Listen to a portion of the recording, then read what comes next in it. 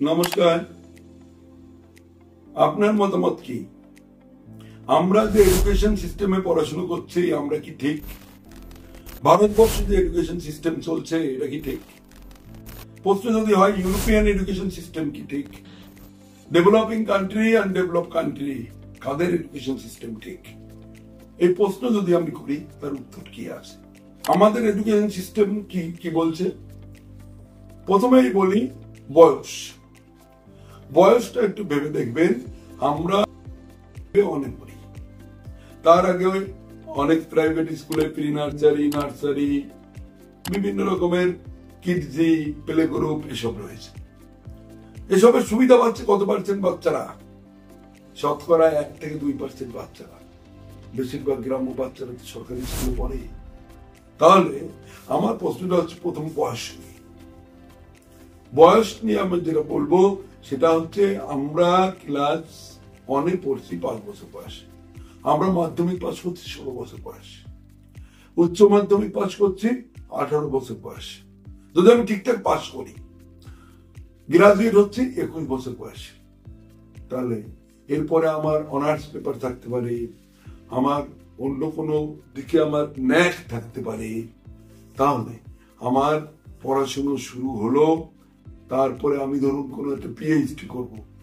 PhD করতে গেলে গ্রাজুয়েটের পরে অনার্স কমপ্লিট, তারপরে পিএইচডি কমপ্লিট করুন। তাহলে এইসব করতে করতে 30 বছর বয়স। তখনও আমি চাকরি পাইনি, শুধু পড়াশুনো করে গেছি। তাহলে 30 বছর অব্দি পড়াশুনো করলাম, তারপরে পায়ের ঘাম মাথায় ফেলে একটা চাকরি পেতে পেতে আমার আরো 2-4 বছর চলে গেল। তাহলে 35 বছর যদি চলে যায়, 35 বছরের পরে আমার প্রোডাক্টিভ লাইফ কত বছর থাকছে? এই যে পড়াশোনার পিরিয়ডটা, মানে জন্ম থেকে 35 বছর, এতদিন কেন পড়াশোনা করবো? এর থেকে কম করলে কি মানুষ যাবে না? তাহলে যদি আপনি বয়স নিয়ে, যেহেতু আমি বলছিলাম যে বয়সটা হচ্ছে আপনার 35-এ এন্ড হচ্ছে, 35 থেকে আমার কর্মজীবন শুরু হলো। আমার কতদিন কর্মজীবন? 55 বছর, 60 বছর। তখন 35-এর সঙ্গে 25 যোগ করলে 60। তাহলে দেখুন প্রোডাক্টিভ লাইফ হচ্ছে 25 বছর। 25 ইয়ার্স অনলি আমার প্রোডাক্টিভ লাইফ। তার মধ্যে বিয়ে থা ইত্যাদি ইত্যাদি আছে। তাহলে একটা মানুষ ডেভেলপড করবে সোসাইটিকে, সমাজকে, দেশকে, সময় হচ্ছে 25 বছর। তাহলে এই সময়টা কি ঠিক, নাকি পড়াশোনার পিরিয়ডটাকে একটু কমিয়ে আনলে ঠিক হতো? এই প্রশ্নটা আমি প্রথমে রাখলাম যে পড়াশোনার পিরিয়ডটাকে একটু কমিয়ে আনলে ঠিক হতো। সিলেবাস নিয়ে আসি। যে কার্যক্রম, যে সিলেবাস আমরা পড়ি তার প্র্যাকটিক্যাল ফিল্ডে সেগুলো কিন্তু কাজে লাগছে না। প্র্যাকটিক্যাল ফিল্ডে, ব্যবহারিক ফিল্ডে কিন্তু সেটার দরকার হচ্ছে না। প্র্যাকটিক্যাল, আমি পড়াশোনা করেছি ঔরঙ্গজেব নিয়ে, হিস্ট্রি করে আমি একটা ক্লার্কের চাকরি পেয়েছি। ক্লার্কের চাকরিকে আমাকে টাইপ করতে হচ্ছে, লিখতে হচ্ছে। তখন ঔরঙ্গজেবকে লাগবে না, তখন আর শাহজাহানকে লাগবে না, তখন আর মোগল বাদশাহকে লাগবে না। আমি কিন্তু পড়েছি, রাত থেকে মুখস্থ করেছি, কিন্তু আমার প্র্যাকটিক্যাল ফিল্ডে লাগবে না। আমি জাস্ট একটা উদাহরণ দিলাম। একটু মেডিকেল সায়েন্সের কথা বলি। মেডিকেলে 18 বছরে জয়েন্ট এন্ট্রান্স, 16 বছরের মাধ্যমিক, উচ্চ মাধ্যমিক 18 বছর। যদি প্রথম বছরই চান্স পাই, তারপরে 6 বছর হচ্ছে, 5 বছর হচ্ছে মেডিকেল এমবিবিএস, 1 বছর ইন্টার্নশিপ। তাহলে 6 বছর, 18 যোগ 6, 24-এ গিয়ে পৌঁছলাম। তখন কিছু হয়নি, শুধু একটা এমবিবিএস ডিগ্রি পেয়েছি। হাউস টাউসিপ আছে, আমার পোস্ট গ্রাজুয়েটের প্রিপারেশন আছে, পোস্ট গ্রাজুয়েট করতে আরো 3-4 বছর, তারপরে পোস্ট ডক্টরেট করতে আরো 3-4 বছর। যদি আমি পরপর চান্স পেয়ে যাই, বয়স গিয়ে দাঁড়াচ্ছে 35, 36, 37 বছর, তখন আমি একটা মানে জনগণকে স্পেশালাইজ পরিষেবা দেওয়ার যোগ্য ডাক্তার হলাম। তাহলে এই মেডিকেল সায়েন্স কি এত বছর পড়াটা ঠিক আছে, নাকি আরো বেশি বছর পড়া দরকার? এই প্রশ্ন কি আমাদের ওঠে না? তাহলে এই যে দেখুন প্রোডাক্টিভ যে বয়স, যেটা নিয়ে আমি প্রথম প্রশ্ন করেছিলাম, সেই বয়স প্রোডাক্টিভ সময়টা কিন্তু কমে যাচ্ছে। আমি মেডিকেল সায়েন্স নিয়ে পড়েছি, পড়ার পরে যে বিদ্যা আমি করছি সেখানে হয়তো যা যা পড়েছি এত কিছু দরকার হচ্ছে না। যদিও মেডিকেল সায়েন্স একটা ভার্স্ট সাবজেক্ট, মেডিকেল সায়েন্সে আপনি যে যে যে কাজই করুন না কেন সমস্ত আপনার যে পড়াশুনো, আপনার যে আয়ত্ত করা জ্ঞান সবটাই কাজে লাগে, যেটা আলাদা বিষয়। কিন্তু যেগুলো জেনারেল স্ট্রিম, সবাই তো আর ডাক্তার ইঞ্জিনিয়ার হচ্ছে না, তাহলে জেনারেল স্ট্রিমে যারা পড়ছে তার কতটুকু কাজে লাগে। সুতরাং syllabus is not correct. Syllabus শুধু কারেক্ট তাই নয়, এডুকেশন সিস্টেমটাও ঠিক নয়। কারণ আপনি যদি একটু কম্পেয়ার করেন একটু ডেভেলপড কান্ট্রির সঙ্গে, তারা কি করছে, তাদের তাদের বক্তব্য হচ্ছে মানুষের বিচার হবে স্কিল দিয়ে। বয়স is not indicator for class 1 1-এ ভর্তি হবো মানে 5 বছর বয়স হতে হবে, ইট ইজ নট রাইট। 1-এ ভর্তি হতে হবে, 5-এ ভর্তি হবো, 10 বছর বয়স হবে, বয়স is not the criteria, skill is the criteria.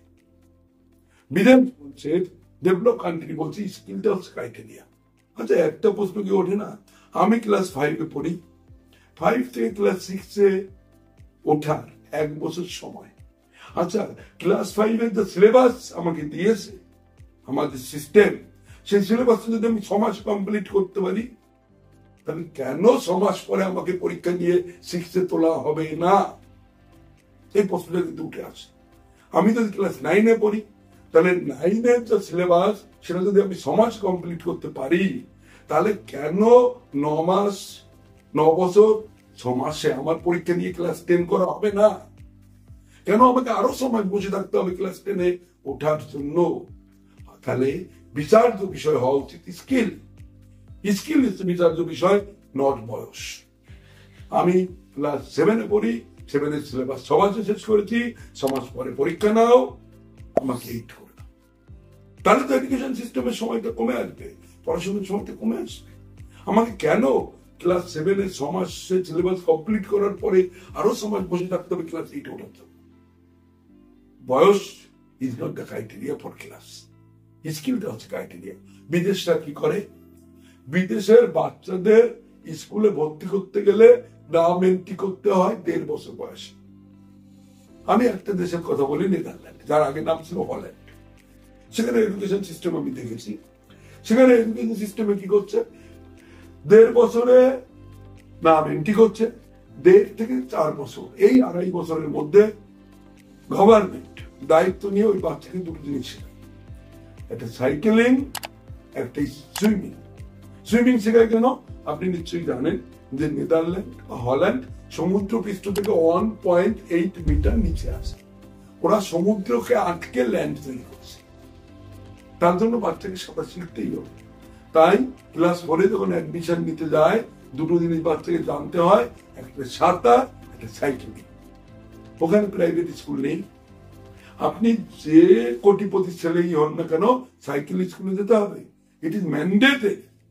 দেখুন অভ্যাস কি করে তৈরি করছে, যে বাচ্চা এইভাবে সাইকেলিং করে স্কুলে যায় এবং প্রত্যেকটা এরিয়ার বাচ্চা এরিয়ায় পড়ে, তাহলে সেই বাচ্চার ভবিষ্যতে প্রেশার হবে না, ভবিষ্যতে ডায়াবেটিস দেওয়ার চান্স কমে যাবে। আপনার যত টাকাই থাকুক, সাইকেলিং করে বাচ্চা স্কুলে আসবে। No school bus, no private car, no 4 চাকা। যারা বোঝা গেল, এটা জাস্ট বিহেভিয়ার চেঞ্জ বললাম। এটা ভর্তি হলো, ভর্তি হওয়ার পরে 4 থেকে 6 বছর এই সময়কালে ওই বাচ্চাকে 24টা স্কিল শেখানো হয়। সেই স্কিলগুলো কি? স্কিল গুলোর মধ্যে আছে how to clean your room, তোমার রুম কি করে পরিষ্কার করবে, হাউ টু কুক ফুড, কি করে রান্না করবে, how to make a chair, কি করে একটা চেয়ার তৈরি করবে। ওদের সব ছোট ছোট সেই চুম্বকের লোহার দণ্ড আছে, চেয়ার তৈরি করা শেখায়। How to draw a picture, কি করে ছবি আঁকবে, how to cap A photo, how to run a boat, নৌকা কি করে চালাবে। এরকম 24টা স্কিল শেখানো হয় 4 থেকে 6 বছর। হাউ টু মানে কি করে আপনার সাইকেল যদি লিক হয় সেই লিকটা সারবে।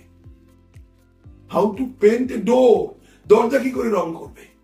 তাহলে দেখুন, ওদের 6 বছরের বাচ্চার যা স্কিল, আমাদের 36 বছরের লোকের সেই স্কিল নেই। এই হচ্ছে ডিফারেন্স, এই হচ্ছে আমার ডেভেলপ কান্ট্রির সঙ্গে আমাদের ডিফারেন্স। শুধু কি এটা? আমরা ফোকাস করি কোথায়? আমার বাচ্চা ইঞ্জিনিয়ার, আমার বাচ্চা ডাক্তার, কিন্তু এইটাই কি পৃথিবী? এর বাইরে কিছু নেই। আমরা কখনো ভাবি না আমার বাচ্চাটা ইনকাম ট্যাক্স নিয়ে পড়বে। ইনকাম ট্যাক্স যে ভাগ সাবজেক্ট, যেটা পৃথিবীর অর্থনীতিটাকে মনিটর করে, কখনো ভাবি না আমার বাচ্চাটা ইনকাম ট্যাক্স নিয়ে পড়বে। কখনো ভাবি না আমার বাচ্চাটা ফটোগ্রাফি নিয়ে পড়বে। Photography is a suitable profession, আমরা অ্যাকসেপ্ট করি না। আমরা কখনো ভাবি না আমার বাচ্চাটা কম্পিউটার টেকনোলজি নিয়ে পড়বে, ভাবি না। আমরা কখনো ভাবি না যে আমার বাচ্চা শেয়ার মার্কেটিং নিয়ে পড়বে, ভাবি না। চার্টার অ্যাকাউন্টিং নিয়ে পড়বে, অর্থনীতি নিয়ে পড়বে। আমার বাচ্চা এগ্রিকালচার নিয়ে পড়বে, আমরা ভাবি না। আমরা ভাবি এগ্রিকালচার ও তো সবাই করে, জমি জমা চাষ করে, যে এগ্রিকালচারেরও অনেক দিক আছে, সেখানেও ঠিক মতো চাষবাস করতে পারলে, উত্তম বীজ দিতে পারলে অনেক অনেক ফলন করতে দেশকে ডেভেলপ করা যায়, চীন প্রমাণ করে দিয়েছে। আমরা এটা ভাবি না। এবং আমরা এটাও ভাবি না যে আমার বাচ্চা আর্কিটেকচার নিয়ে পড়বে, ভবিষ্যতে বড় বড় জিনিস তৈরি করবে। বিদেশে গিয়ে আমি দেখেছি ওদের ওভারব্রিজ নেই, সব সাবওয়ে। ওভারব্রিজ নেই, কারেন্ট সাবওয়ে দিয়ে যাচ্ছে, মাটির নিচ দিয়ে কারেন্ট যাচ্ছে, মাটির নিচ দিয়ে ফোনের তার, মাটির নিচ দিয়ে জলের লাইন, কখনো কারেন্ট হবে না। এবং ওদের ব্রিজ নেই, সব সাবওয়ে, তলা দিয়ে গাড়ি যাচ্ছে, নিচ দিয়ে যাচ্ছে। আমাদের ব্রিজগুলো কিরকম? ব্রিজের এমন হাইট করেছে, একটা বয়স্ক লোক যদি দুটো বেডিং থাকে কাছে, সে গোড়াটি উপরে উঠতেই পারবে না, নামা তো দূরের কথা। অত হাইট করার তো দরকার নেই। This is the technology, this is the system. সুতরাং আমাদের education system is not correct. আমি বোঝানোর চেষ্টা করলাম, এর মডিফিকেশন দরকার, এর রেপ্লিকেশন দরকার, এর নতুন করে ভাবা দরকার। নতুন জেনারেশনকে নতুন ভাবে ভাবতে হবে, নতুন স্ট্র্যাটেজি আনতে হবে, নতুন প্ল্যানিং আনতে হবে, পড়াশোনার সময়টাকে কমাতে হবে। সেই সময়ে পড়াটা যে সিলেবাস আছে কভার হয়ে যাবে। সিলেবাসের জন্য তো এটা 1 বছর দরকার নেই, 6 মাসে হয়ে যাবে। 6 মাসে নির্দিষ্ট রাখুন, পড়াশোনার সময়টা কমে আসবে। সুতরাং সিলেবাসের রেপ্লিকেশন দরকার, মডিফিকেশন দরকার, সিস্টেমের রেপ্লিকেশন দরকার। আপনি যদি একমত হন অবশ্যই মতামত দেবেন, যদি নতুন অন্য মত থাকে সেটাও জানাবেন। আমিও ভাববো, আপনিও ভাবুন ভবিষ্যৎ প্রজন্মের জন্য। নমস্কার, ভালো থাকবেন, সুস্থ থাকবেন।